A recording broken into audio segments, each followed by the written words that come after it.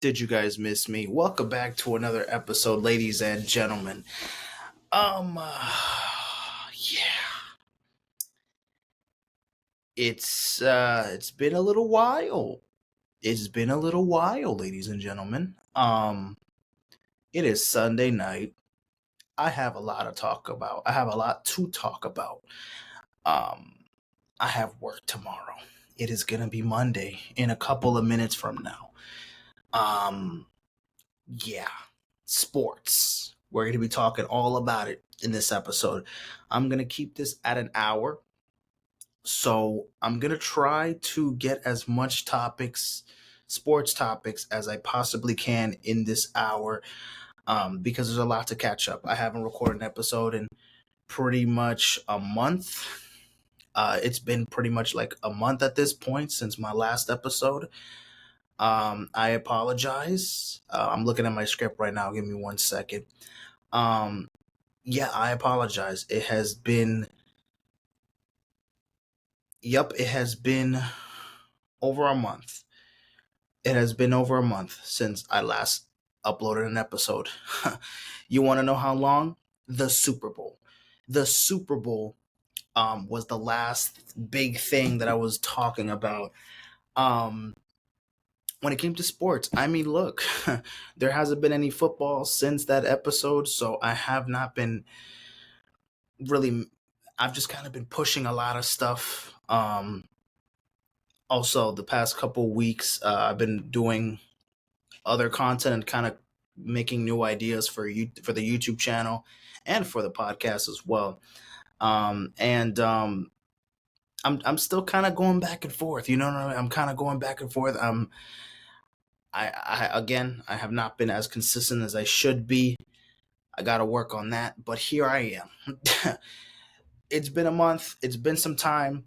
But let me shut the hell up and get straight to the episode, because we got a lot to talk about, and let's see, as much as the shit that we can talk about, we can get it done in an hour. I believe we can, because there's certain things that we could just kind of get straight to it. Okay, so let's just get straight to the business, ladies and gentlemen.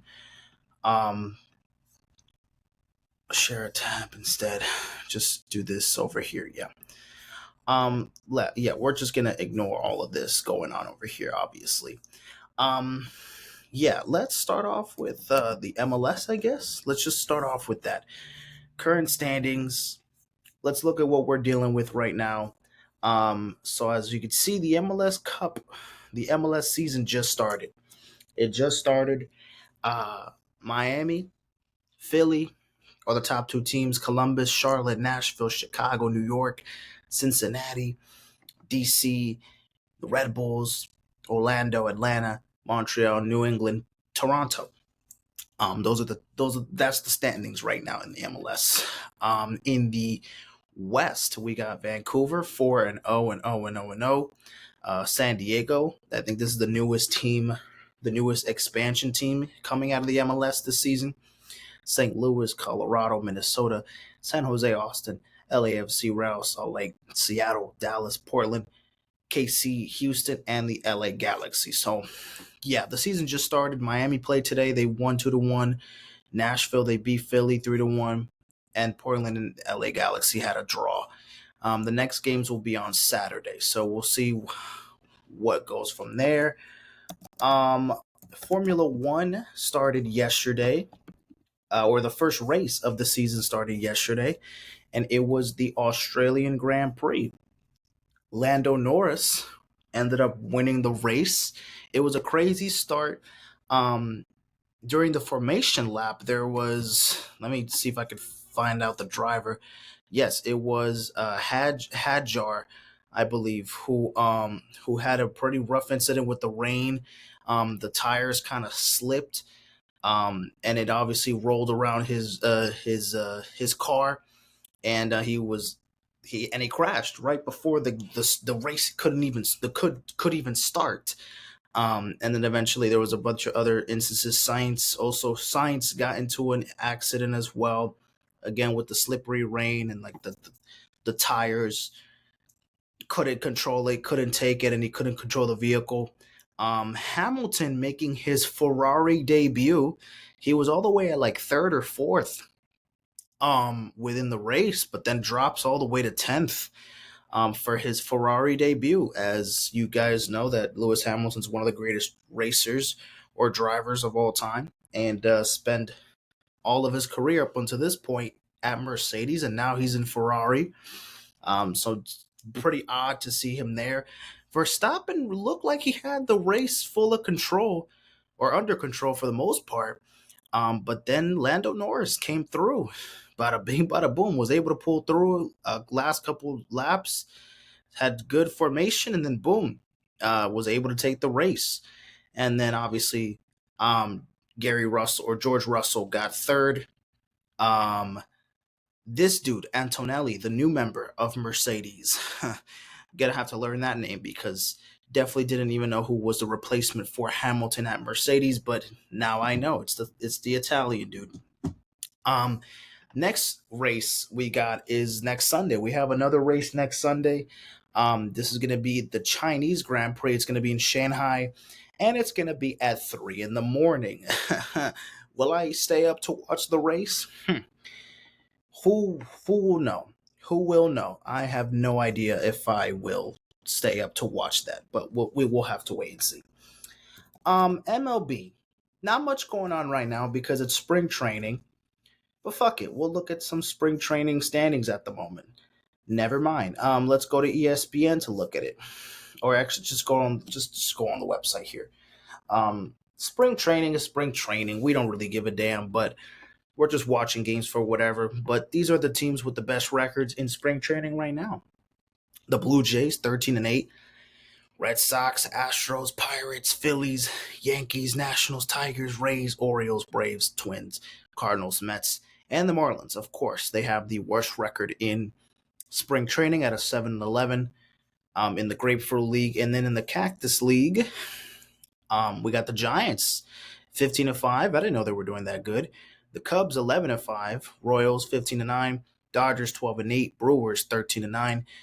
Diamondbacks 13-10, Rockies and the Rangers at 12-11, A's at 12-12, the Reds are 9-13, so are the Guardians, the Angels 8-13, the White Sox 8-14, the Padres 8-15, and the Mariners at 7-16. So, yep, that's where we're at right now in spring training. The regular season begins, I believe, in 11 days from now. Yeah, I believe it's the 27th. I believe, yes, it's going to be the 27th. Yes, Thursday, March 27th will be opening day in the baseball season. And your boy that you're watching right now, aka me, motherfucker. Sorry. I don't know why I did that. Anyways, all I'm trying to say is I will be going to the opening day game for the Marlins.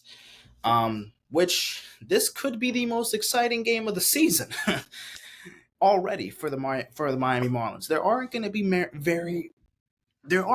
very many exciting Marlins games to watch this season, but hey, Paul Skeens versus Sandy Alcantara to start the season? Sign me up.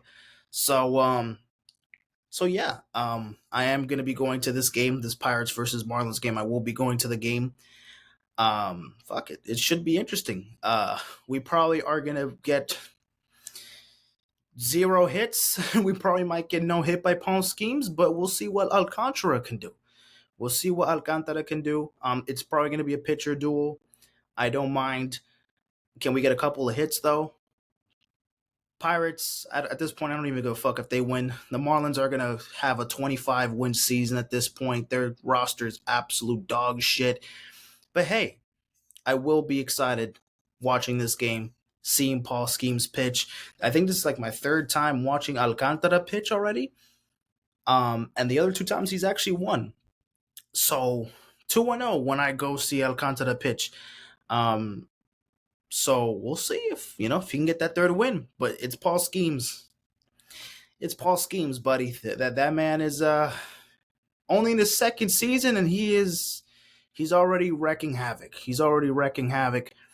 And I'm super excited to see him pitch down in Miami within just less than in less than 2 weeks from now.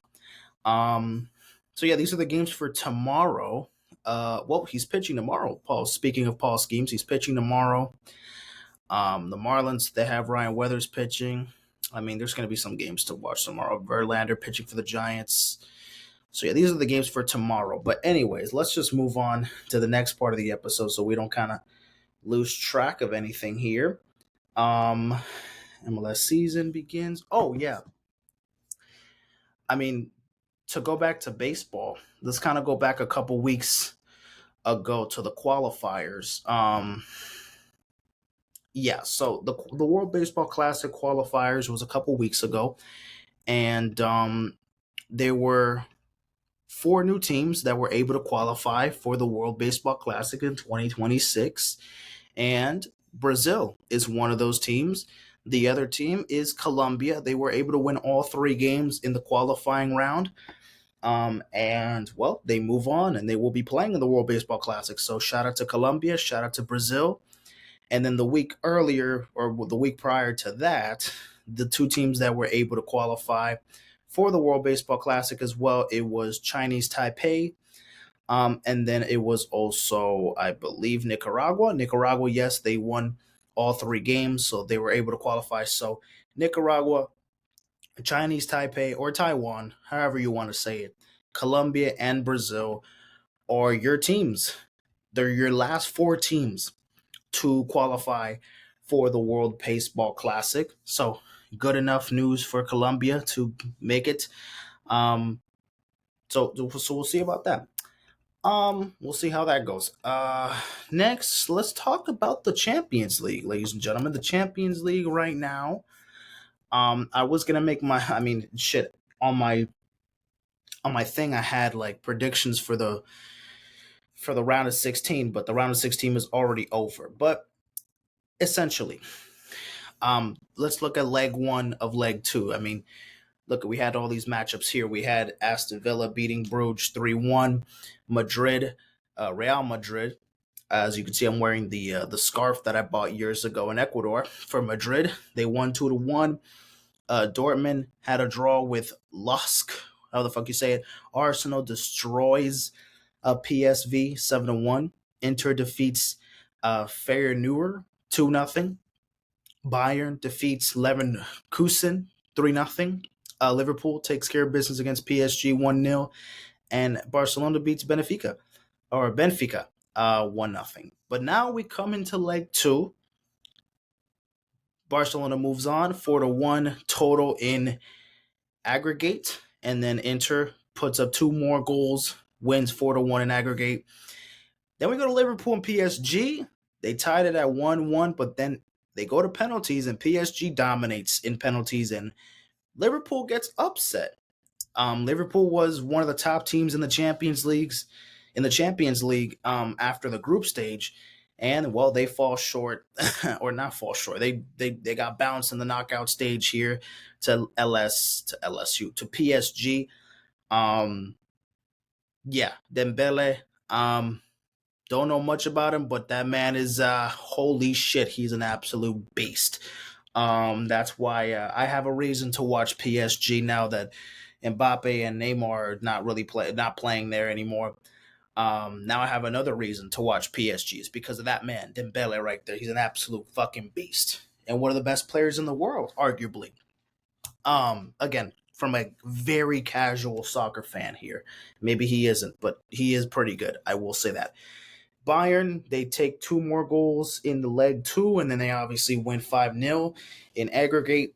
Dortmund 2-1, they win 3-2 in aggregate. Aston Villa puts 3-0 goals, or 3-0 to win, 6-1 in aggregate.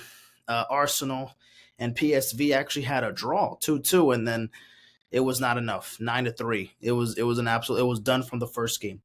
And then this was an insane. Atletico scored a goal. Then they went to penalties.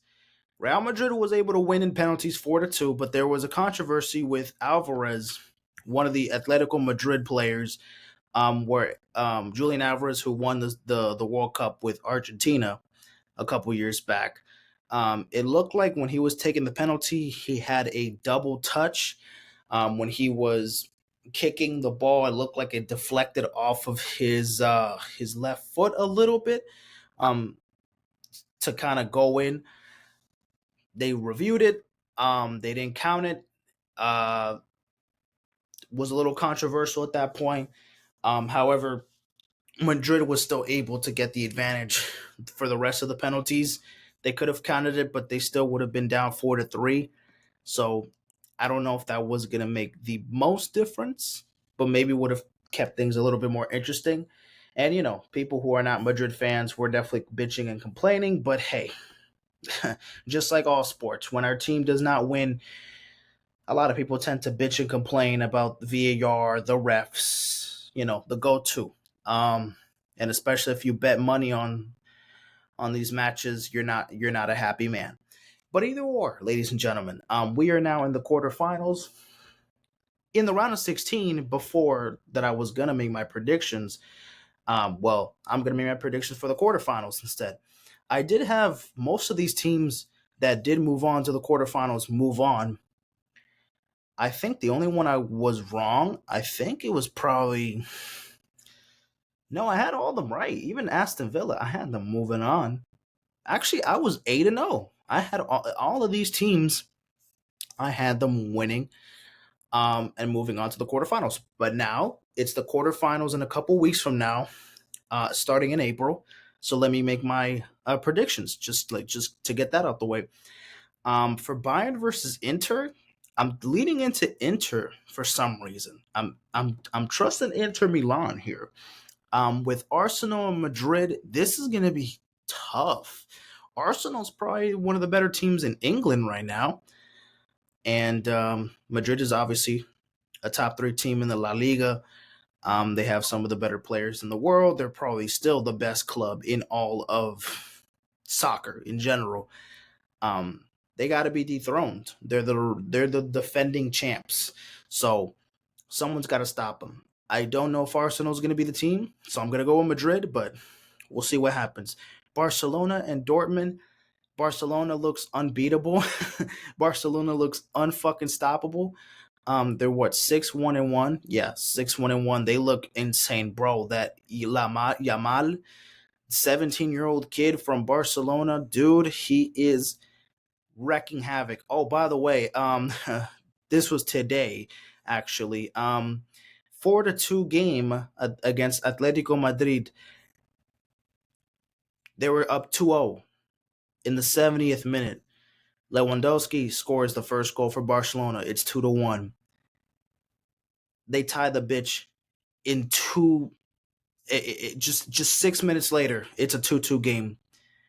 Yamal gets the third goal, and then Fermin gets the opening finish, gets the fourth goal off the rip. They come back within 20-ish minutes. They come back and put up 4 goals in 20-ish minutes. In 28 minutes, they put up 4 goals, and they were down 2-0. Barcelona is that fucking good. Holy shit. But that was that. I'm trusting Barcelona here.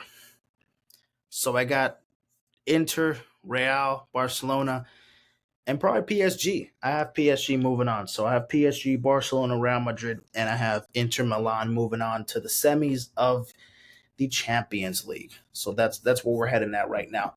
Let me just kind of get that out the way. Recap. There, I had to we did quarterfinals.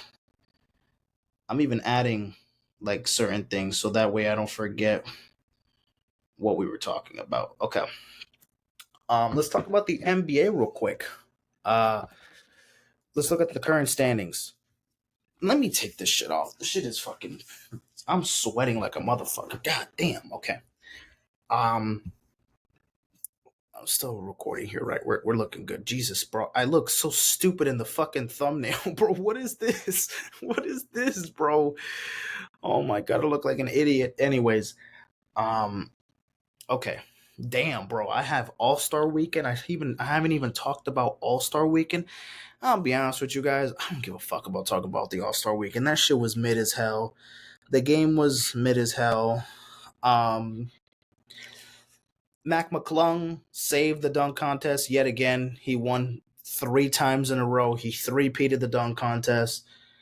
The Cavs won the skills challenge thing. Who won the 3-point contest? I think it was Tyler Hero. I think Tyler Hero won the 3-point contest. So shout out to Tyler Hero. And then who even won the All Star game? The team Shaq. Yeah, I think Team Shaq. That was literally all of the veteran players: Katie, Braun, Steph, Dame. All the veteran players. They won the All Star game. Pretty much. That's your recap there. I don't give a fuck about the All Star game, especially a month later. Especially since the NBA All Star game is not really worth mentioning at all at this point. But let's talk about these standings right now. The Cavaliers still at number one. Damn, bro. I have the fucking AC on and I'm still sweating like a bitch. Yeah. Cavs. 56-11. They're on top of the West. On top of the East, excuse me. Celtics, 49-19. The Knicks at 3, the Bucks at 4, the Pacers, the Pistons still there, locking in. And in the play-in tournament we got right now, we got the Hawks, the Magic, the Heat, and the Bulls. And then the rest, I mean, the Raptors, Sixers, Nets, Hornets, Wizards. Yeah, like your seasons are cooked. They've been cooked. Not much to say here. Now let's talk about the West. The Thunder. They just finished their game right now against the Mavericks. Not the Mavericks. God, not the fucking Mavericks. The against the Bucks. Excuse me. They won. Now they're at 56-12. The Rockets, bro, they're in third. They're in second place.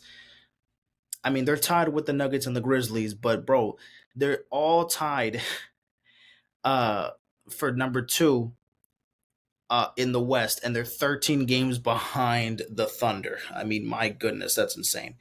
But yeah, the Rockets, Nuggets, and Grizzlies all tied at for second, and we got the Lakers at 41-25. The Lakers, LeBron is currently injured with an ankle injury. He has been out for the past week and a half. He hasn't played since I believe last Saturday. So, already a week ago. So, and he's expected to miss another week. They were on a 4-game losing streak, but then the Lakers won today. Without LeBron, they beat the Suns, and then they have another game tonight on Monday, I believe against the Spurs. Yes, they do. Yeah, they have a game against the Spurs today, because it's officially midnight. It's officially midnight where I'm at. But yeah, they had a tough losing streak, losing to Boston, to Brooklyn, to Milwaukee, to Denver. This was all on the road trip. Not a good road trip to begin with, but obviously they come back home. They get a win at home. Let's see if they can keep things up. They have a game tomorrow. They have a game tonight against the Spurs, and then they got another game against the Nuggets on Wednesday night, and then the Bucks on Thursday. We'll see what happens there. Um, Again, coming in the West, the Warriors are looking pretty good. I mean, Jimmy Butler has been good. He has really been doing numbers. He's been doing outstanding. Really taking this team to new heights. They have been playing phenomenal basketball with Jimmy Butler in the lineup. Can't really complain much. They've been doing pretty good. The Timberwolves at 7 right now. The Clippers at 8. The Kings at 9. The Mavericks at 10. Holy shit, the Mavericks! My goodness. I think I'll talk about them. I kind of want to talk a little bit more about the Mavericks and how they're. I want to talk about the downfall of the Dallas Mavericks. I have. That's one thing I do want to talk about more in depth, but I'm not going to do that for today's episode because that's going to take 7 million years. So I will add that for the next sports episode. So trust me, I will get back to that. Maybe I could wait till the season ends to talk about it. Maybe. But anywho, the Suns 31-37, the Blazers 29-39, the Spurs at 13, Pelicans 14, and the Jazz at 15. So those are your current NBA standings at the moment. NCAA basketball, ladies and gentlemen. Let's look at the standings right now, or the rankings, excuse me. These are your final top 25 teams: Duke, Houston, Auburn, Florida, Alabama, St. John's, Michigan State, Tennessee, Texas Tech, Clemson, Maryland, Iowa State, Louisville, Texas A&M, Kentucky, Memphis, BYU, Wisconsin, St. Mary's, Purdue, Mizzou, Michigan, Oregon, Illinois, Marquette. By the way, ladies and gentlemen, the conference tournaments have been finalized today or yesterday, since it's Monday now. Yesterday was Selection Sunday. So all of the teams have been selected for March Madness. So this week, expect an episode before Thursday of me filling out my bracket for the both men and women's March Madness. I'm super excited for it. I'll talk more about the matchups. Obviously, they have the matchups here, but we'll go over it. I'll do my bracket. It's one of my favorite things to do when it comes to sports in general. I'm super excited to be watching I'm trying to watch every single game, no miss, especially Thursday and Friday because I am working. But Friday I leave early from work, so I'll be able to watch all the games. Thursday, I would say maybe like the first 5 or 6. Wait, when does the first game start on Thursday? At 12:15. These first 6 games, it's gonna be tough watching because I'll have to be watching it at work. And damn, Houston and Auburn are playing like, fuck. I'll figure out a way. I mean, I could watch it on my phone. It's not that I can't watch it, but obviously I'm at work, so I shouldn't be watching it at work. But all the other games, I will be watching it, afterwards once I'm home. And then Friday, I'm leaving. I'm out at work by noon, so your boy's gonna be watching basketball all Friday. Oh my god, I cannot wait for the week. Friday is officially spring break time, so your boy's not gonna go to work for another extra week. The following week, so and your boy gets paid during the break. So that means when I come back to work, I already get paid for the other 2 weeks. Phenomenal. Phenomenal stuff. Phenomenal stuff. This spring break, I'm going to be putting out a bunch of content. I promise you guys. I literally have no excuse. Yeah. There's only a couple more weeks left of March. I want to at least end the month of March very, very strong so I can set the tone for April. But anyways, yeah. So these are the matchups, but again, we will go over it here. Yale won the Ivy League, Florida won the SEC, Memphis won the ACC, VCU won the Atlantic 10, Michigan won the Big 10, Duke won the ACC, Liberty won the Conference USA, San Diego, San Diego. I believe they were a Division II team like last year. And bro, they're in the tournament. Obviously, they won the Big West, so they're automatically a bid in the tournament. I forgot their matchup, but again, we'll go over that when I do my bracket. Alabama State wins the SWAT. The WAC goes to Grand Canyon. The MAC goes to Akron. St. Mary's win the MAC. The ACC or the AAC UAB. St. John's wins the Big East. Houston wins the Big 12. The Mountain West goes to Colorado State. The big these were the semifinal games and this and that. Yeah, all of that. We'll go over the first 4 matchups as well, but whatever. Actually, let me just do the first 4 matchups real quick. I have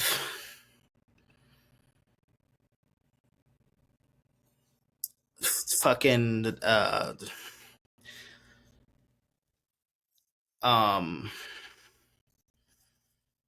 let's go for St. Francis.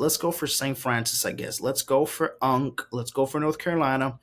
Let's go for American, and let's go for Texas. Those are my teams. In the first 4, give me St. Francis, give me UNC, give me American, and give me Texas. We will do the first round on the bracket soon, so don't worry about it. Okay, so a bunch of headlines that we have to get to talk about. So let me just do this pretty quickly. Okay, Wembanyama has been confirmed. He has been officially out for the remainder of the season. This was announced literally like multiple weeks ago, like a couple weeks ago.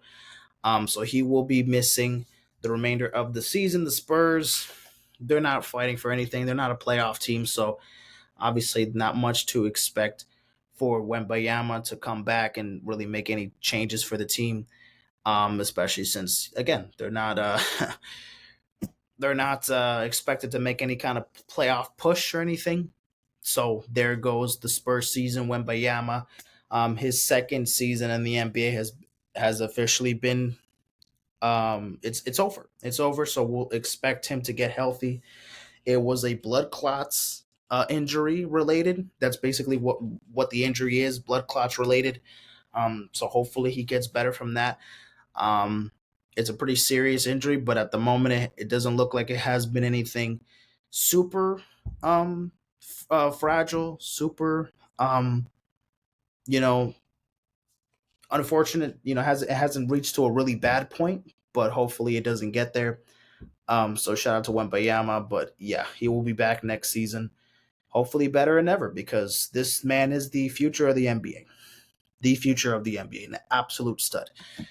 The Yankees, random, but they finally removed the facial hair policy. So if you don't know, the Yankees for many years, um, they have officially reversed their 50-year-old facial hair policy, which allowed players and uniform personnel to sport a well-groomed beard. So if they grew out a beard, or if they grew out facial hair, they had to fucking trim that shit. You could not have a fucking beard. You could have a little stash maybe, but you gotta go clean shaven. You gotta go clean shaven. This was Devin Williams with the beard. You see how much detail. You see how much better Devin Williams look with the beard. No homo. And this man going to the Yankees, obviously now he's going to be a part of the bullpen. Fucking lost his prized possession and got him looking like a fuck boy. Like, I mean, wow. They like Devin Williams literally needs his fucking beard because wow, that just looks scary. I'm gonna be honest with you. That looks terrifying to see Devin Williams without the beard. I hope I don't see him until he has a fucking full fleet of hair on his face again. But yeah, they had this policy for years. They couldn't have any facial hair. I think it was a stupid thing. It was to set a standard. It was to, you know, it was to be like this discipline, clean shave, blah blah blah blah. It was instituted by like the owner, the Steinbrenner. I think that's his name. Yeah, it says he over here, right? Yeah, the no facial hair policy, which forbade beards and long hair through mustaches were allowed, was instituted by former owner George Steinberger in 1976. So it's been a while. The policy has been in place for a while, but now we're in 2025. Who gives a fuck if you have facial hair or not on your face? Like, that's not going to do much at all. Bobby Portis Jr. has been suspended for 25 games for violating and testing positive for tramadol. It's obviously violating the anti-drug program. Tested positive for some type of PED. Um, Tramadol. What the hell is that? Let me look it up. You know what? I don't know what the fuck that shit is. Some pill. It's a pill. Tested positive. You can't be doing that, Bobby. 25 games, no pay, and he's suspended. And he cannot play until April 8th, until basically the end of the season. Literally, like within the last 3 games of the season, he cannot play, or the last 4 games of the season, for the Milwaukee Bucks. Unfortunate situation for Bobby Portis, but gotta learn your lesson there, buddy. The Packers, they had a petition or they proposed a rule change to the NFL to ban the tush push play. Um, the general manager for the Packers, Brian Gutekunst, I think that's how you say it, he submitted a proposal to the NFL, to the committee, to officially make a ban to the tush push play, that is specialized from the Philadelphia Eagles, and has had a lot of success with it. Um, yeah, buddy, you're just salty. Shit doesn't work for you. If it was working for you and it worked for a lot of other teams, then why would it be such a problem? Why would it be such a problem? But obviously, it's a problem because the Eagles got away with it, because they were so good at it.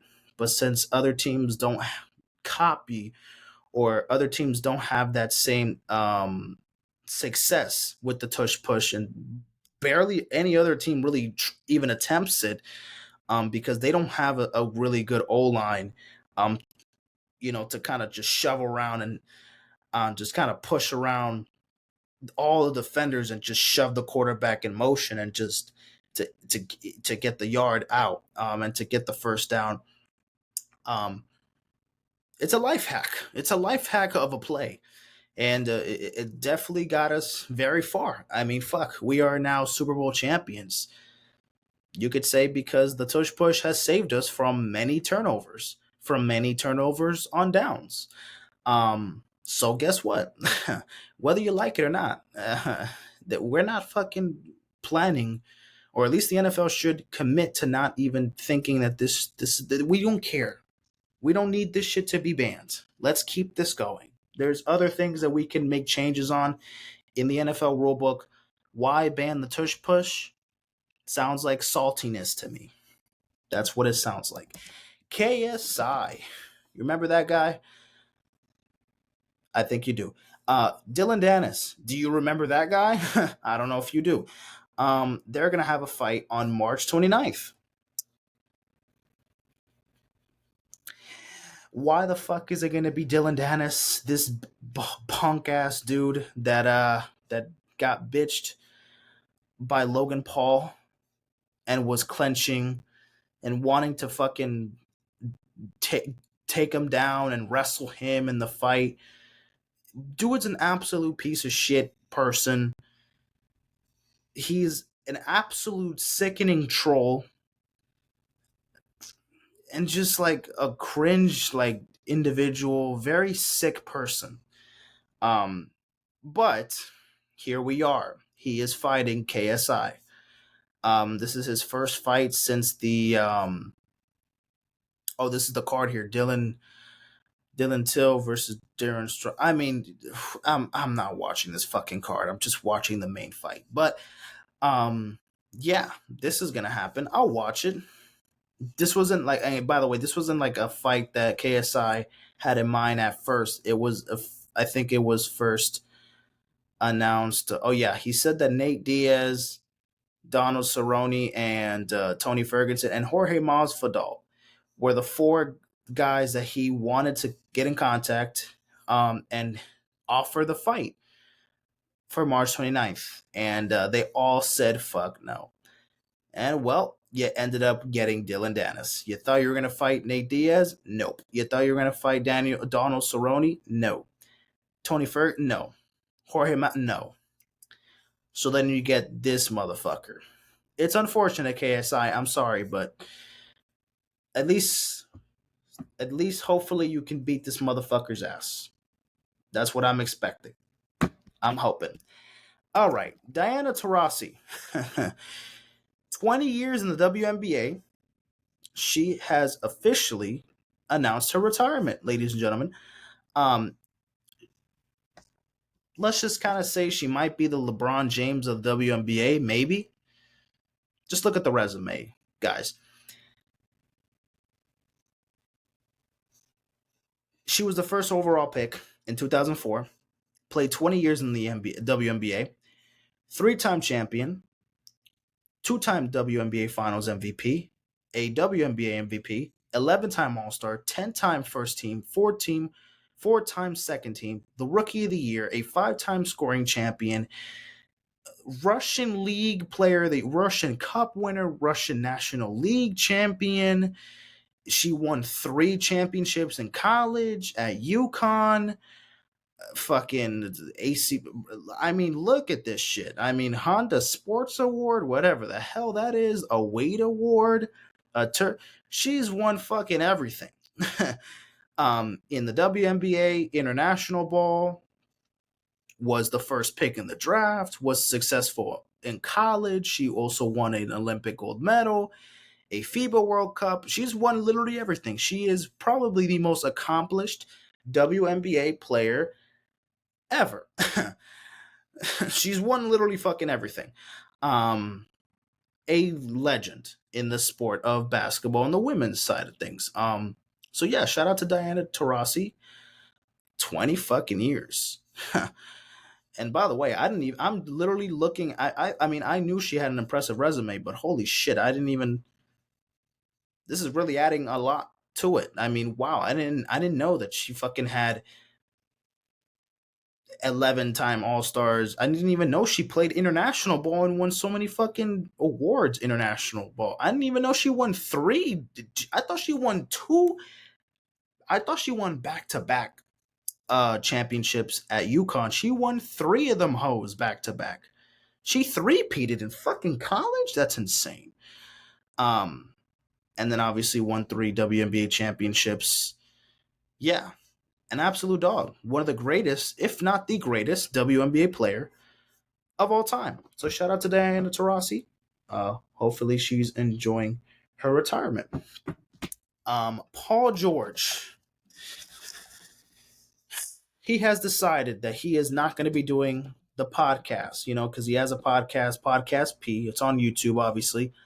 He has announced on the podcast that he will not be doing any new episodes every week on Mondays because he wants to make a run for the playoffs or make a push for the season. Let me remind you, this man is averaging 16 points. Hold on.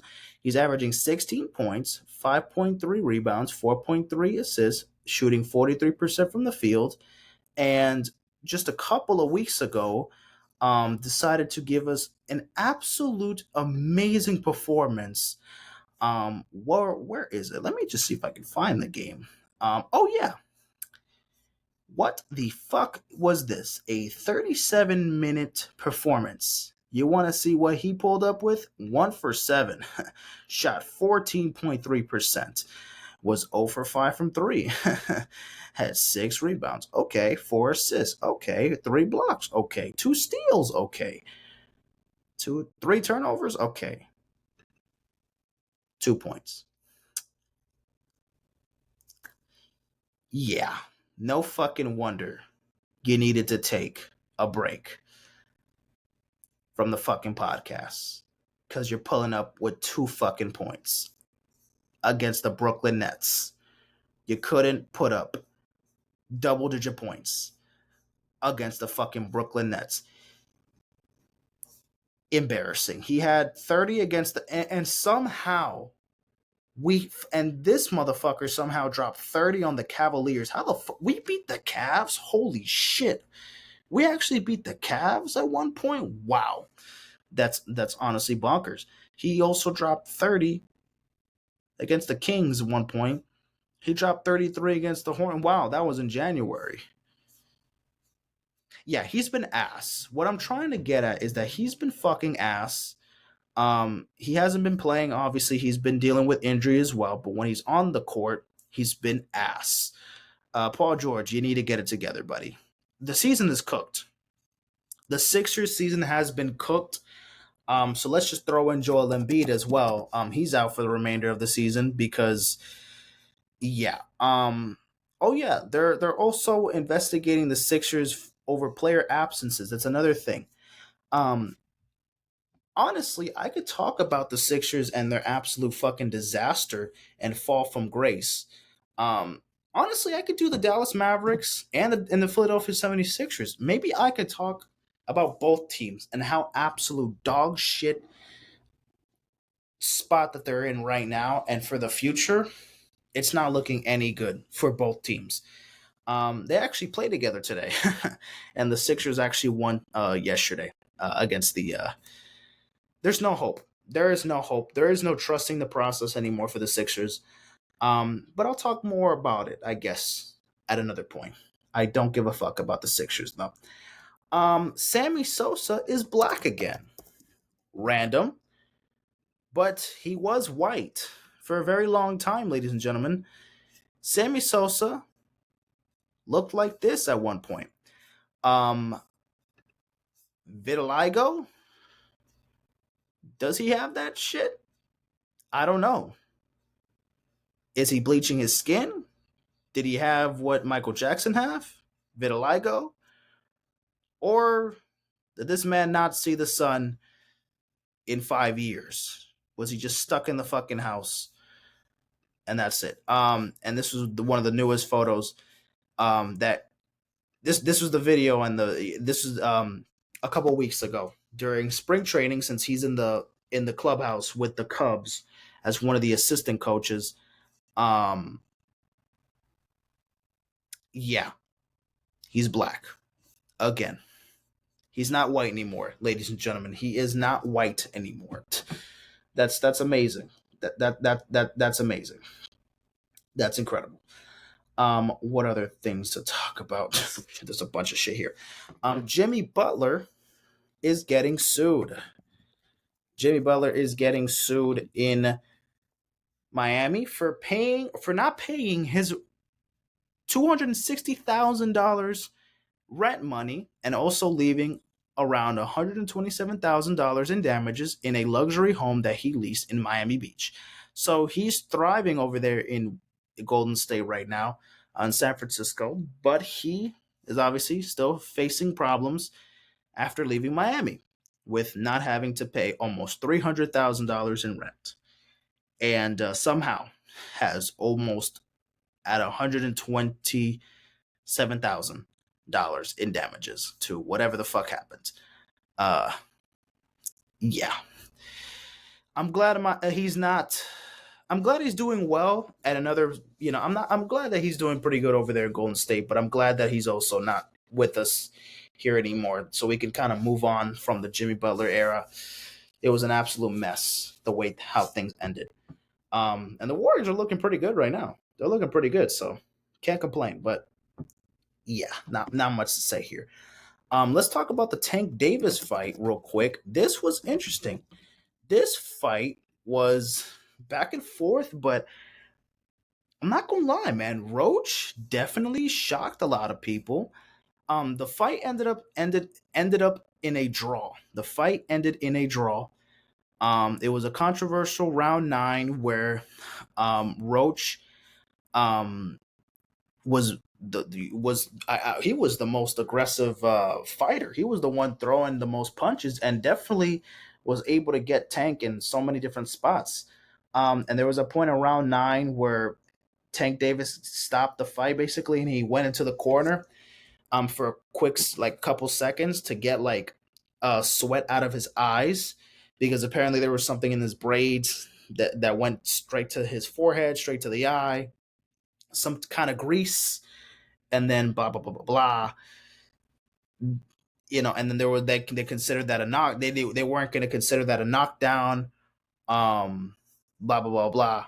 Eventually, they ended up with the two judges turning the same scorecard at 114-114, and then one judge had the fight for Tank Davis to take it at 115-113. But in the end, I do believe that Roach kind of had the better approach in this fight towards the end, honestly.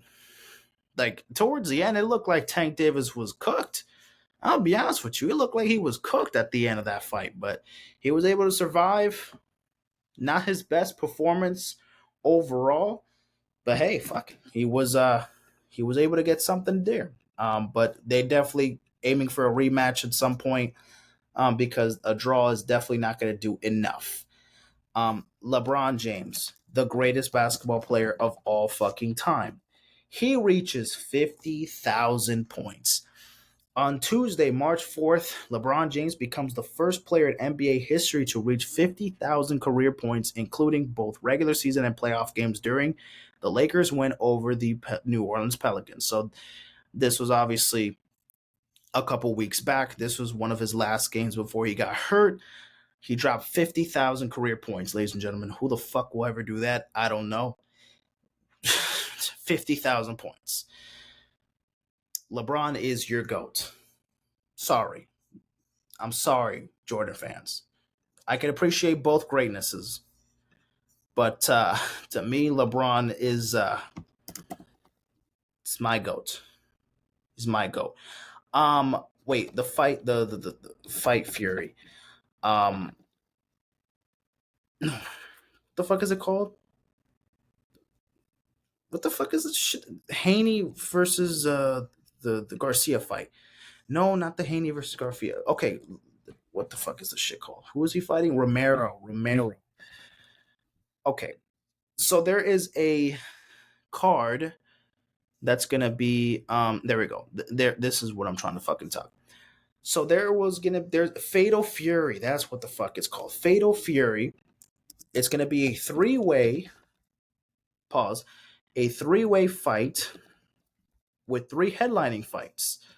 It's going to be with it's going to be with the main card headlined by a Ryan Garcia versus Roland Romero fight, and then when the co-main event is going to be Devin Haney taking on Jose Ramirez, and then it's going to be Teofimo Lopez going up against Arnold Barbosa. A three-way fight, a three-way card fight. It's going to be on May 2nd at Times Square. It's going to be interesting. You know, these are three fighters that definitely could headline fights. And they're all doing it at the same time, basically. I mean, Garcia and Romero is going to be the main fight, but I mean, Devin Haney and Garcia was the main fight when they fought. And again, remember that Haney still has that undefeated record after Ryan Garcia tested positive for that, you know, oxidine drug that he tested positive for, and he was suspended for a year. He is now back to boxing. This is going to be his first fight since that Devin Haney fight, which obviously he was caught cheating, and obviously Devin Haney getting revoked that 1L that, yes, he did take to Ryan Garcia, but since he cheated, shit, don't fucking bother his record. He's still undefeated. And he's going up against Ramirez. So that's going to be May 2nd. I will be tapping in to watch those three fights because shit, you know, why not? Of course, I'm tapping in. The World Cup is expecting to have a halftime show for the World Cup final. So there was talks with the commissioner or like the president of FIFA, the Italian dude, the Giano, whatever. They're expected to host a Super Bowl halftime show like performance at Gianni Infantino at the MetLife Stadium. This is where it's going to be the World Cup final on July 19th, 2026. There has been a couple of rumors on who could potentially be the performer or the performers. There has been conversations of Drake doing it. There's been conversations of Coldplay doing some performances and also accommodating the show as well. Maybe co-signing a couple things, but overall Coldplay might be a huge skeptic to perform. It looks like Coldplay might be in good contention to actually perform at the World Cup halftime show next year. Drake was in that conversation maybe for like the Canadian shows, the Canadian episodes, the Canadian games, the games in Canada. But then again, there's only one show. There's not going to be a fucking concert for like a round of 16 game. It's just going to be the halftime show in the World Cup final. So it's not going to be much to expect there, but maybe we could see Coldplay perform at the World Cup halftime show. That would be insane. And I'm kind of surprised that the World Cup has never had like a Super Bowl halftime show kind of thing. I mean, the World Cup, the game itself gets billions of views, so it's not like they needed the money or anything. They don't need the viewership. They already got that shit. But still, interesting to see. Interesting to see. Speaking of another World Cup tournament, the Club World Cup, the 2025 FIFA Club World Cup will begin on June what? June June what? June 14th?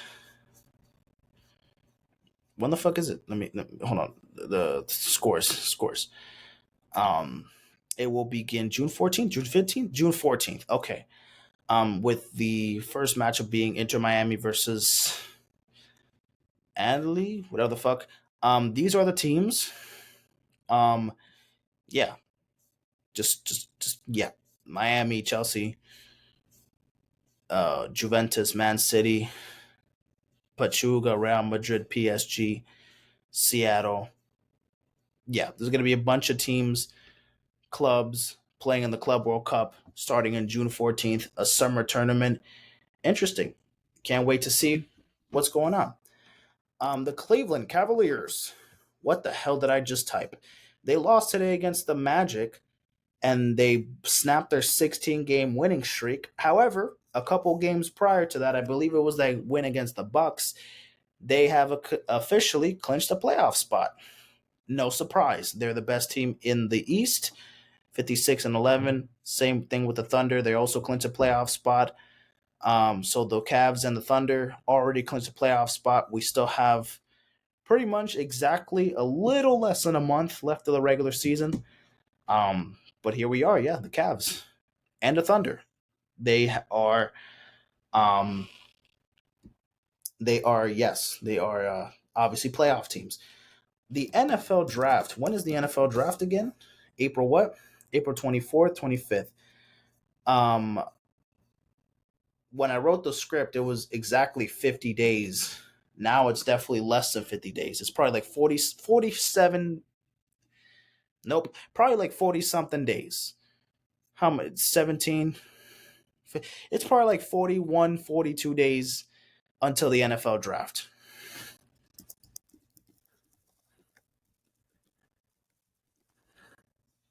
38 days. 38 days until the NFL draft begins, ladies and gentlemen. And then the World Baseball Classic will begin what? March what? March 5th, which means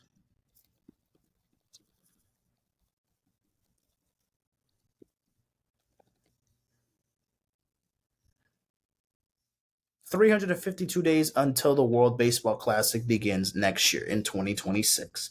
So there. That is that. Garrett Cole is expected to miss for the remainder of he's going to expect to miss the whole season. He's going to get Tommy John surgery. Unfortunately, he has an elbow injury, so yeah, he will be out for the whole season. He won't be pitching in 2025, which sucks. Um, the pitching for the Yankees expected to be, looking pretty good, and their ace is already gone. The Yankees have already lost many pieces. They've acquired some good pieces, and they look like a pretty solid team, but World Series contenders right now, entering the season, they don't look like the favorite. They're for sure not the favorite coming out the American League, and they're definitely nowhere near where the Dodgers are at. They're definitely not as good as the Dodgers, the team that they just lost to in the World Series not too long ago. So, yeah. LeBron James confronts Stephen A. Smith at a game. This was like a week ago, I think this happened. Um, yeah, apparently Stephen A. Smith was making comments about Bronny James, and LeBron ended up, acting like a father would, and just went to Stephen A. Smith, confronted him during a game, and was just simply saying, "Hey, fuck off! Stop talking about my son like that. Who do you think you are talking to my son like that? Don't be doing that, please. Shut the fuck up." And well, yeah, Stephen A. Smith ended up talking about it for like the next 3 episodes on his podcast. I'm not gonna say that LeBron did the right thing here. I can understand why he did it. He's just trying to defend his son. You know what I mean? But it's a little tricky situation. I think Stephen A. didn't really say anything too critical. I don't think he said anything too malicious or too wrong for anyone to make criticism about Bronny James. He's still developing as a player. I mean, this is fucking rookie year, and he's not supposed to be a starter in the NBA. He's not worthy of being a starter in the NBA just yet. He has to work. He has to work his way through. And obviously, LeBron sets the tone very high for Bronny. That's his fucking son. So of course he's going to be his biggest fan and say that, well, he's better than majority of people in the NBA. Which is that true? No. He's just hyping his fucking son, as he should. That's his fucking son. Whether it could be bullshit, you just kind of have to accept it. That's his son, bro. What are you gonna convince him? You know, if LeBron were to say that fucking Bronny is better than Jokic, is that the truth? No, but fuck it. Let LeBron be delusional in that way. If he wants to be delusional because he thinks this fucking son is better than Nikola Jokic, fuck it. It is what it is, bro. Let him have that confidence, I guess.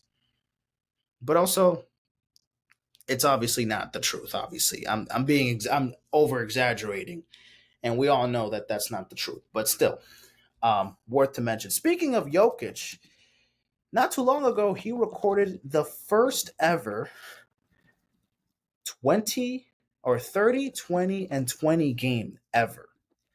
There has never been a player in NBA history to record 30 points, 20 rebounds, and 20 assists in a game. Nikola Jokic, bro, 75 years in the NBA, and no one has ever done a 30, 20, and 20. I would have thought Will Chamberlain, would have done. I thought Will Chamberlain had this record or something. I never knew that Jokic is the only player ever in NBA history to have a 30, 20, and 20 game. I thought Will Chamberlain would have had this.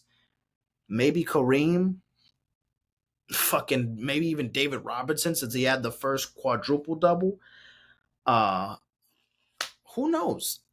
But Jokic being the first one, man, Jokic is an all-time great, dude. This dude is absolutely insane, man. Like he's just fucking ridiculous, man. It's just insane. It is literally just insane to witness this man. It's insane. It's literally insane. Xavier Worthy got arrested for allegedly beating up one of his family members, one of his ex fiance. His ex fiance claims that she felt like she was gonna die after uh, Xavier Worthy apparently choked her out. Yeah, man. Like Xavier Worthy, but man, what is up with these fucking Kansas City Chiefs receivers getting in trouble? If it's not like a Raiders pass catcher, if it's not a Chiefs pass catcher, like getting into problems with the law and fucking beating up women, and man, like what the fuck is up with these NFL players doing this stupid kind of shit, man? Like, man, what are we doing, man? What the fuck are you doing, man? This is ridiculous. Uh, Again, he's released. Obviously, this is not going to be something. This is not going to be such huge headlines or anything. He's back on the team. This is not going to ruin his career. Tyreek Hill was accused of this years ago, and well, look at him. He's still in the NFL playing. This was a simple mistake, but still a really fucking stupid ass mistake. And take some accountability, Xavier Worthy, man. Don't be fucking doing this shit. Don't be ruining your career, hitting women, and like let's not do this, bro. You just finished your rookie year. You made it to the Super Bowl. You had a Super Bowl touchdown. You know what I mean? Like you will win a Super Bowl at some point. You're playing for the fucking Chiefs. You're gonna win a Super Bowl at some point, bro. I don't doubt it. As long as that is as long as you stay on the team. But come on, man. Let's just avoid getting into fucking problems like this. Like this is ridiculous. This is some fucking bullshit, bro. This is literally like let's just not do this. Oh yeah. Travis Hunter had this to say about Shohei Ohtani, and he was kind of comparing the fact that he made comments saying basically that he would think that it's harder to be a cornerback. It's harder to play both positions in football than it is in baseball. It's easier to hit a baseball and to pitch than it is to play defense, to play DB or CB and wide receiver in the NFL at the same time. Basically, what Deion Sanders did compared to what Shohei Ohtani is doing is harder than what Ohtani is doing. Basically, just saying that, again, his coach, Deion Sanders, what he did is more difficult than what Shohei Ohtani is doing now. And, well, automatically, I think that's absolute BS. Just being, factual, because there is literally nothing in sports harder than hitting a fucking baseball. Hitting a baseball is one of the most frustrating things and one of the most talented and most skillful things you can possibly do as an athlete in any kind of sport. You can take hits, you can punch well, you can make some great throws, you can catch some footballs, you can score goals with your feet, you can fucking play goalie, you can play DB and corner. And there's so many different difficulties and different positions in all kinds of sports. And of course, there is no easy position in any kind of sport. They all have their own, you know, reach of difficulty. They all have their own specific kind of difficulty. But hitting a fucking baseball coming at you 90 miles an hour, fucking 75 miles an hour, will put you through the brinks of fucking hell. And then you got to worry about people throwing these kinds of pitches that does these fucking. It's not even like now anymore. These bro, the MLB is reinventing new pitches like the curveball, the fastball, the knuckleball. Like they're reinventing a bunch of shit. Like it's not just like the curveball, the slider, the fastball. Like they're just creating new pitches that are just gonna get more and more difficult to hit over time. At this point, it just seems like there's the long ball is gonna be going down, the strikeouts are gonna be going up. It's like who the fuck is gonna hit this? The best of the best hitters, Shohei Ohtani, but that's our last fucking hope. So yeah, hitting a baseball at an elite level and pitching at an elite level is easily harder than what Travis Hunter has been doing, or what Deion Sanders did, playing defense and offense in the NFL. Shit, Deion Sanders, you could take his word for it. He played baseball and he said that hitting a baseball was the hardest thing. Bo Jackson said the same thing. Played football, played baseball.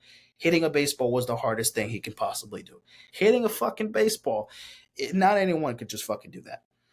Not anyone. So, just to clarify, Travis, you already have a difficult job, but no need to compare and say that yours is more complicated or this is no.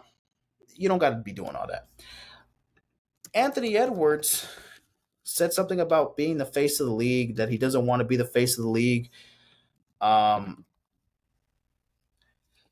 Something like he just didn't want to be the guy that represents um the the um the NBA and kind of have like that figure, that figure of like the perfect new face of the NBA once LeBron and Curry and KD are out the league, because he has the personality and he has like this really good persona and he has this charismatic personality to him. And he's super fun to watch, and he has the attitude, the confidence, but also he also has like the arrogance a little bit, at times, in a good way. No, not in a playful way as well. Smiles, but gets serious. Like he has a good, perfect balance at being like the perfect guy for the NBA and representing it. But he's not really focused on being that. He just wants to be a good player, win championships, and do what he can.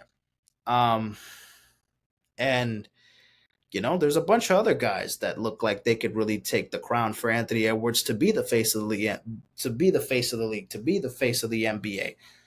But right now, there is no clear face of the NBA in the new generation. I mean, you got to put Edwards there in that conversation because he's one of the better superstars in the NBA. Wembanyama dude, he's gonna be fucking wreaking havoc, as he already has been doing that. Luka is still young enough to be the face of the league for the next 10, 15 years. Jokic, he's not going to be playing in the league for fucking 10, 15 years, and he's in his prime now, but he's still going to be dominating, and he's still the best player in the world right now as we speak. So he's the guy that really should be the face of the league, but he doesn't have the persona. He doesn't have the personality. He's boring. He just, me play basketball, me win championships, me win MVPs. Yay. I just want to go to see my horses.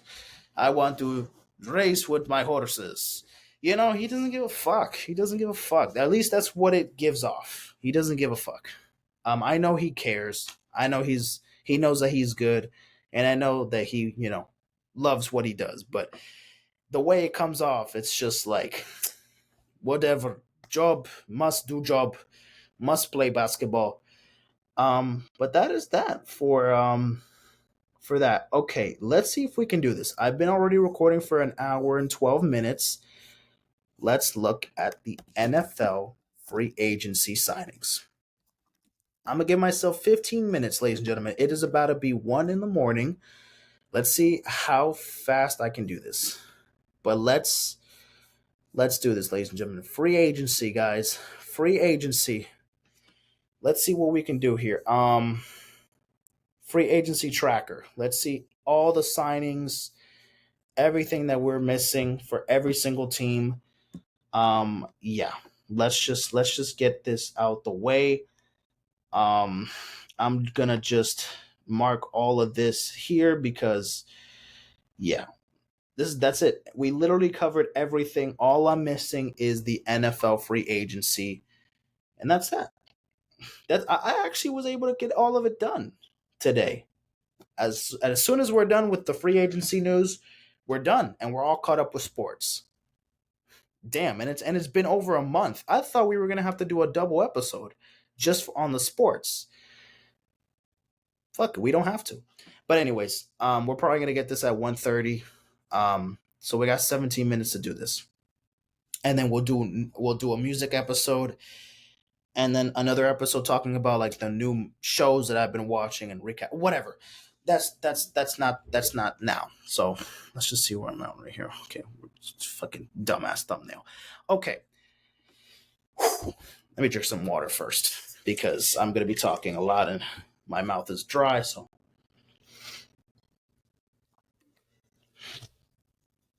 all right, here we go. So let's start off with the Buffalo Bills.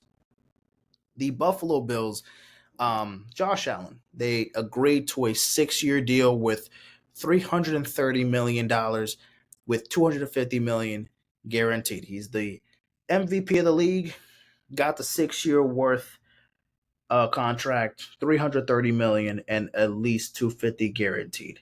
Phenomenal stuff. Josh Allen, one of the better quarterbacks in the NFL, deservedly so, gets that big contract extension.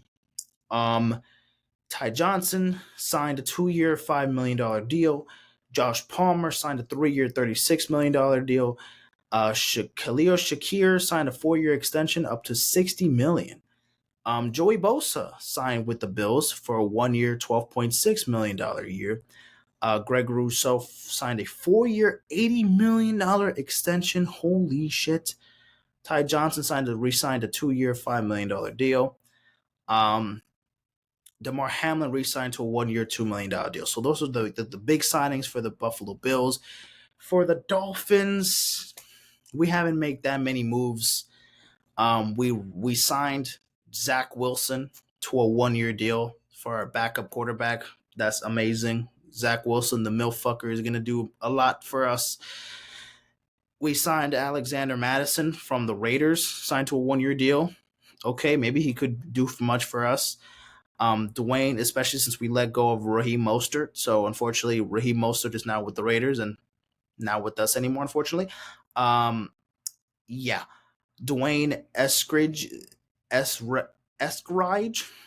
he's re-signed with the Dolphins. We also got Nick Westbrook-Ikine to a 2-year, $6.5 million deal.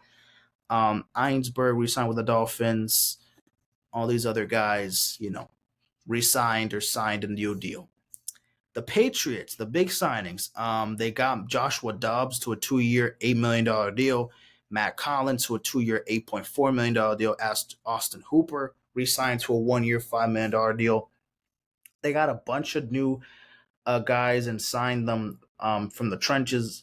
Morgan Moses, Milton Williams, Carlton Davis to a 3-year, $60 million deal from the Lions. Marcus Epps to a 1-year up to $4.4 million.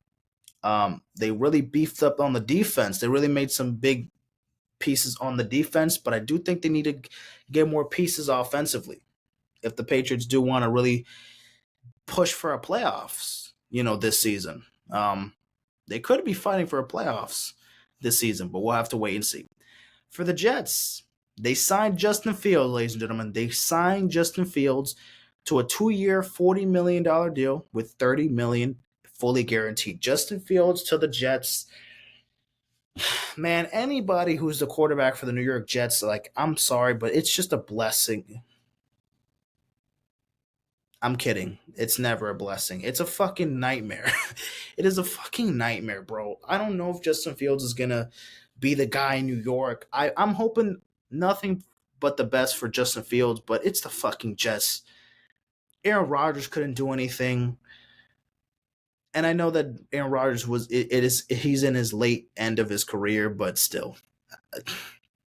I'm hoping he can put some kind of, he can make some spark coming out of New York. But right now, the Jets, what do they got going for them, man? Like, they have so many pieces on offense, on defense, and they look like they were just a quarterback away. And well, getting Justin Fields, is that really going to do much? I don't know. I don't think Justin Fields is that good that he'll change a team around. But he is solid, though. He is a solid option. And he could definitely make some things work. But we're not talking no fucking playoff contender. We're not talking about no Super Bowl contending team with the Jets. And getting Justin Fields is not doing so much right now, at least. All right, let's get to the AFC North. The Ravens haven't done much, but oh, wow, I didn't even see this. They signed a 2-year contract with Cooper Rush, the backup quarterback for the Cowboys now with the Ravens, $12.2 million. They also got DeAndre Hopkins signed to a 1-year, $5 million contract from the Chiefs. Patrick Richard re-signed to a 1-year, $2 million, blah, blah, blah, blah, blah contract. Ronnie Stanley, 3-year, $60 million contract. The Bengals, Samaj P. Ryan signed a 2-year, up to $3.8 million contract. T. Higgins officially received the non-exclusive franchise tag yet again, so they're going to pay him $26.2 million for the season.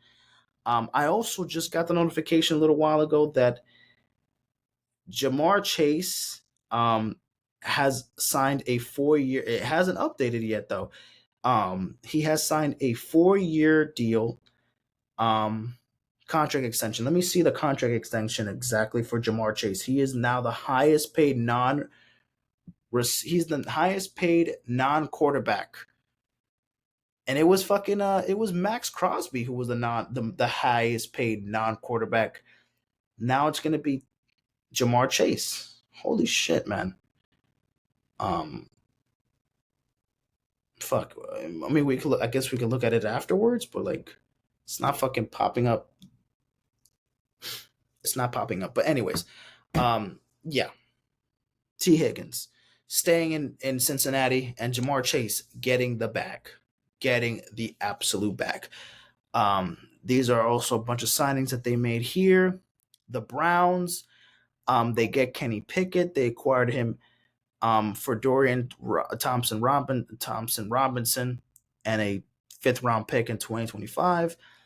They also signed a 4-year extension for Myles Garrett up to 123 million guaranteed. Phenomenal stuff. They're keeping Myles Garrett in Cleveland.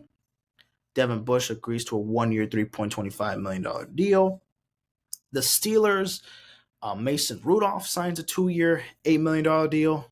DK Metcalf, he is acquired in a trade with the Seahawks in exchange for a second-round pick and a late pick swap.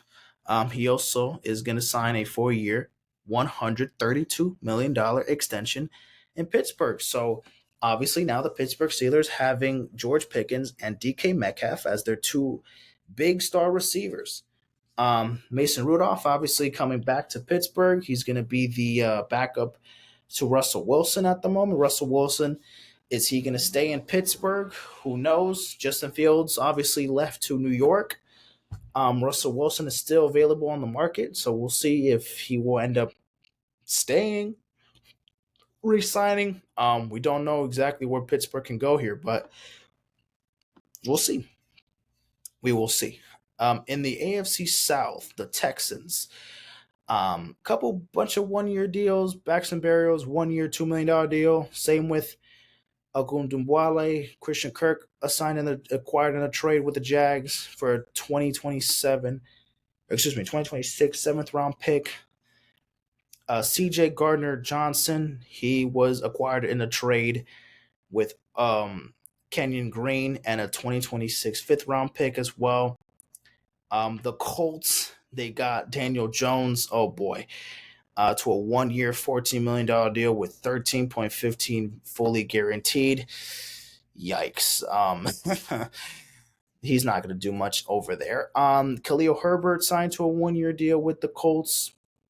Tre'Davious Ward signed a 3-year deal up to $60 million with $35 million guaranteed. And Cameron Byram, 4 years, $60 million contract with the Colts. The Jags getting Nick Mullins, 2 years, $6.5 million with $3 million guaranteed. De'Ami Brown, 1 year, $10 million. Hunter Long gets a 2-year, $5 million deal up to 6 with a max value of $6 million. Brandon Allen signed a 1-year deal. Van Jefferson signed a 1-year deal with $2.5 million. A 4-year deal, $82 million deal for Dan Moore Jr. Cody Martin, 3-year, $21 million. Morgan Cox resigned to a free agent deal. That's for the Tennessee Titans. Now for the AFC West, we got Jarrett Stidham re-signing to a 2-year, $12 million deal. Evan Ingram signed to a 2-year, $23 million deal. Trent Sherfield, 2-year, $6 million with 1.5 guaranteed. Huga Fonga, 3-year deal up to $45 million with $20 million guaranteed. That's for the Denver Broncos. Now for the Chiefs, they are signing Gardner Minshew to a 1-year deal. They're re-signing Bailey Zappi to a 1-year deal. So they're getting 2 backup quarterbacks here to prepare. Kareem Hunt re-signing to a 1-year, $1.5 million with an incentive clause there. Elijah Mitchell, 1-year, $2.5 million deal with 1.35 guaranteed. Marquise Brown re-signing to a 1-year deal up to $11 million. Juju Smith-Schuster is also re-signing to a 1-year deal. Trey Smith getting the non-exclusive franchise tag that they'll pay him $23.4 million. Nick Bolton re-signing to a 3-year, $45 million contract. That's going to be big for them. Nick Bolton staying on the team, keeping that defense in check. The Raiders, they acquired Geno Smith in a trade with the Seahawks in exchange for a 2025 third-round pick. Number 2, Raheem Mostert, like I mentioned, he is now a Vegas Raider. 1-year, $2.1 million contract. Max Crosby signed a 3-year extension worth $106.5 million with 91.5 fully guaranteed. Eric Stokes signed a 1-year, $4 million deal. Jeremy Chin signed a 2-year worth up to more than $16 million. Interesting.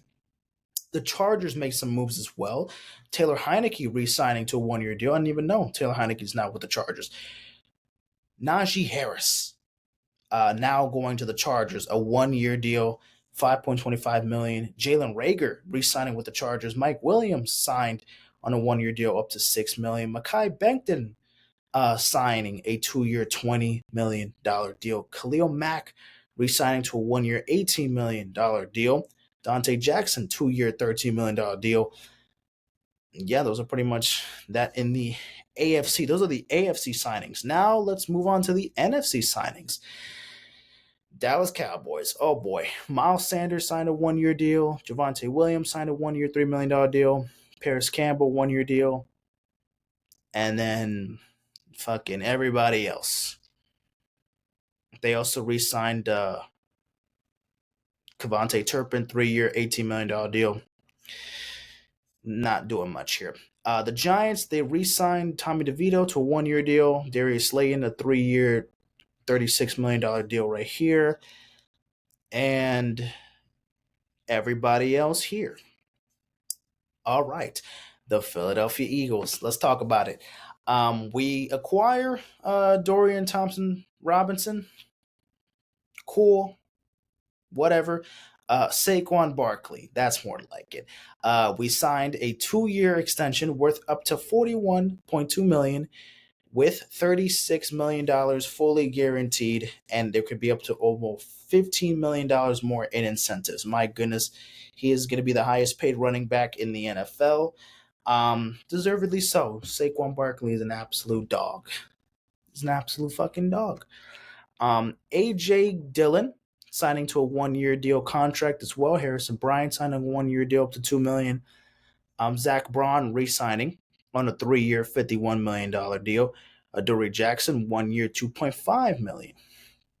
Now for the Commanders, Marcus Mariota re-signing to a 1-year, $8 million deal. Jeremy McNichols re-signing to a $1 million deal. Deebo Samuel acquired in a trade with the Niners in exchange for a 5th-round pick. So Deebo now a new weapon in Washington for Jaden Daniels. Should be interesting to see. Deebo should be bouncing back. Last season was an absolute disaster. So we'll see if he can bounce back from a disaster season in a tough situation in San Francisco now that they're just letting go a bunch of their players. But we'll see what happens there. Zach Ertz re-signing to a 1-year deal as well, up to 6.2, up to 25 million. What I meant to say, excuse me. Trent Scott re-signing to a 1-year deal. Laremy Tunsil acquired in a trade with the Texans for a 4th-round pick. Okay. Oh, goddamn, they made a bunch of fucking. Goddamn, they're signing everybody. Shit. Bobby Wagner, 1-year, $9.5 million. Will Harris, 2-year, $8 million. Trust Way, the punter Zane Gonzalez resigning to a free agent deal. Making moves, I see. The Bears, they get Durham Smythe, 1-year deal. Jonah Jackson with a trade from the Rams for a 6th-round pick, 202. Joe Tooney. They get Joe Tooney from the Kansas City Chiefs for a 4th-round pick. Yeah, the Lions, they re-sign, they re-sign Tim Patrick up to $4 million. They re-sign 1-year deal up to $4.75 million for Marcus Davenport. They signed Kyle Allen, the backup quarterback now for Jared Goff. The tight end Kenny Yenboa. Derek Barnes re-signing a 3-year, $25.5 million deal. The Packers haven't done much. Nate Hobbs is signed to a 4-year, $48 million deal. Aaron Banks, a 4-year, $77 million. Brandon McManus re-signing to a 3-year, $15.3 million deal. Aaron Jones re-signing to a 2-year, $20 million contract with $13 million guaranteed. I think just yesterday, Jordan Mason is now acquired in a trade with the Niners. Now going to the Vikings for a 6th-round pick in exchange for a 2025 5th-round pick and a 2026 6th-round pick. Also including a $7 million fully guaranteed contract with a max value of $12 million. Will Fries 5-year $88 million deal. God damn, bro. Fucking Jesus. Brian Murphy 3-year $54 million. Harrison Smith playing his 14th season now. 1-year deal. The new contract could be up to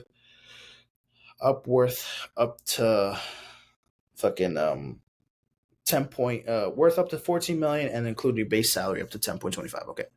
The Falcons.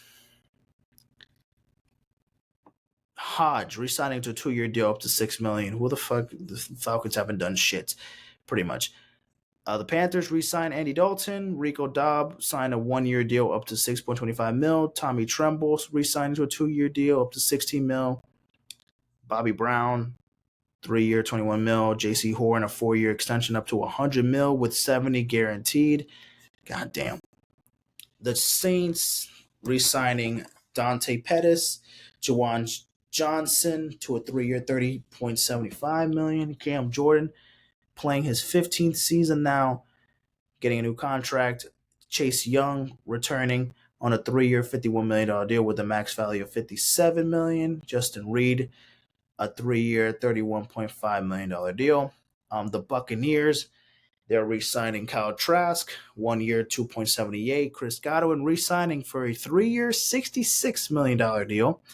Sterling Shepard, a 1-year $2.25.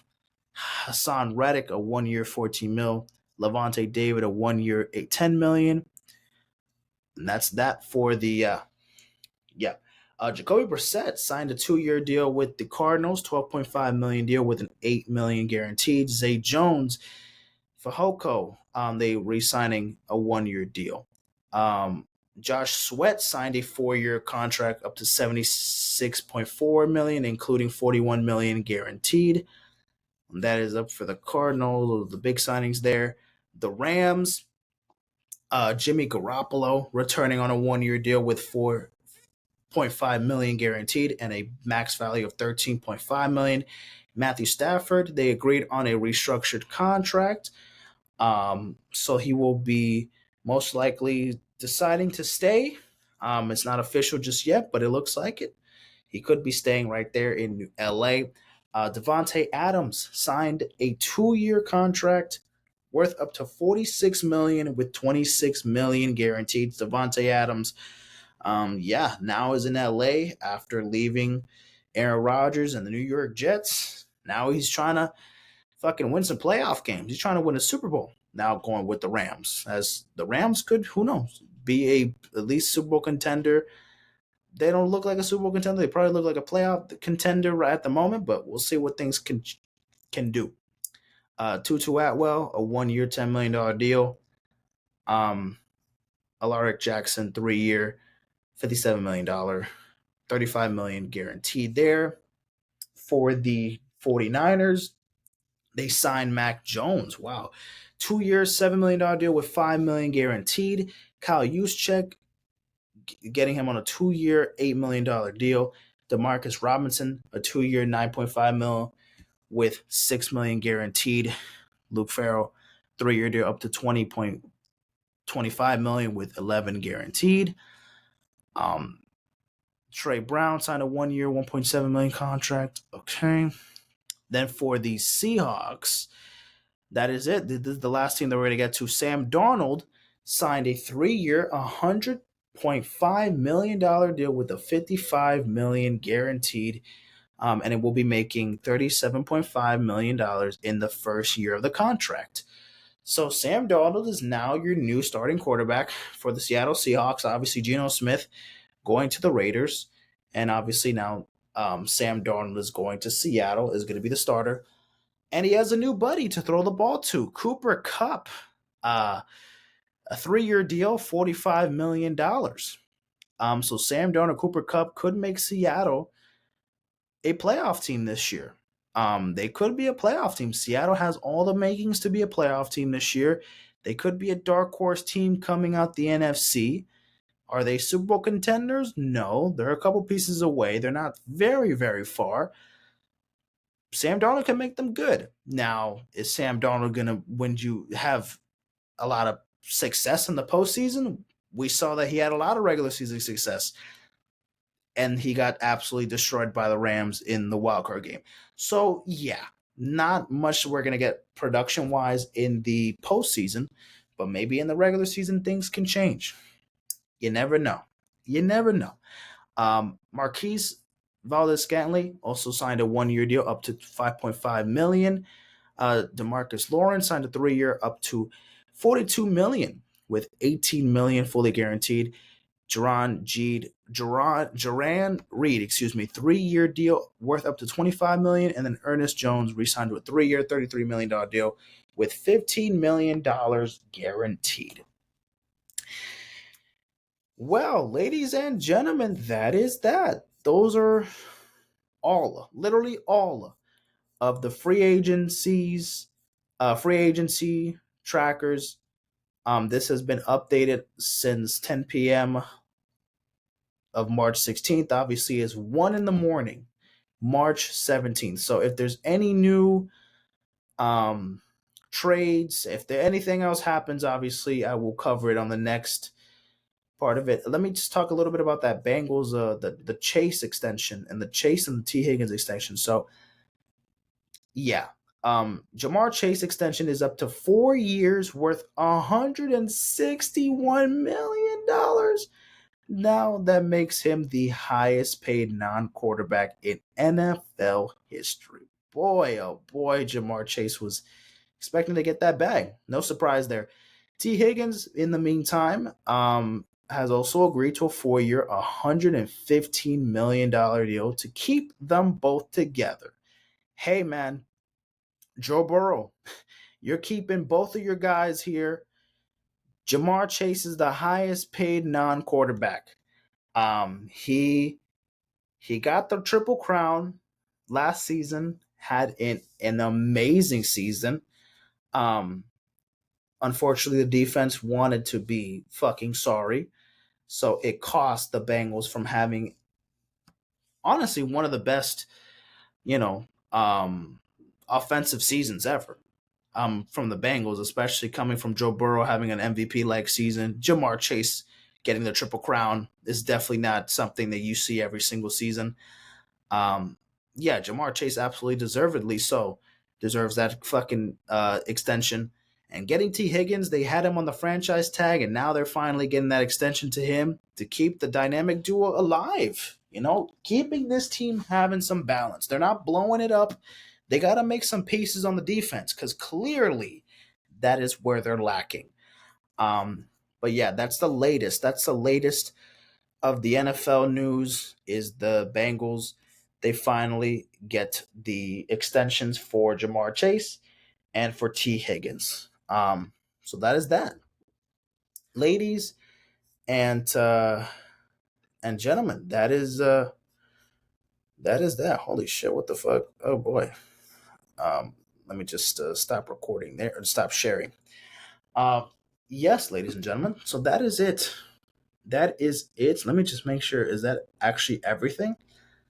Make sure I actually talked about everything because I do have my script here. I'm missing one here, but that has to do with the Mavericks. That has to do with Luka Doncic and the whole trade. So I'll talk about that on another episode. But besides that, everything is done. Yes, we did it in an hour and 38. So yes, it took almost 40 minutes longer than before. But hey, I kind of owe it to y'all. I haven't recorded in over pretty much over a month. So I'm finally back. More content, more episodes coming out. I'm probably gonna do another episode later on the week, catching up on albums and reviewing some albums. A lot of albums have been coming out. I gotta do some reviews. And also some shows, some TV shows I gotta review. So fuck it. I'm gonna be doing that. I'm also gonna I have like a couple movies that I gotta watch for spring break. Yeah, little by little. More episodes coming out. Album reaction videos are coming out. Music video reaction videos coming out. new content. I'm trying to create new stuff for the podcast, new stuff for the YouTube channel. Besides just reaction videos and album reaction videos, I'm trying to keep other things, trying to add new content for both the podcast and for the YouTube channel. Maybe I'm trying to aim to have a special guest episode during spring break. I'm hoping I can maybe pull that off. If I'm able to get finally someone on the podcast during spring break, I have enough time to get it done. But I feel like this week I gotta start letting them know, whoever it could be. I've had somebody that wanted to be on the podcast for a little while, and I kind of put that on the back end or whatever. I can talk to him about it. I have someone else in mind. I could talk to her about it. I have no idea. We'll figure things out. But in the meantime, I'm back, ladies and gentlemen. It's been a little while. The Super Bowl has been over a month. The Eagles are your defending champions. LeBron is still the greatest of all time. And I will be back. That's for sure. I'll see you guys in a bit. Take care and peace out. Holy shit, I'm tired.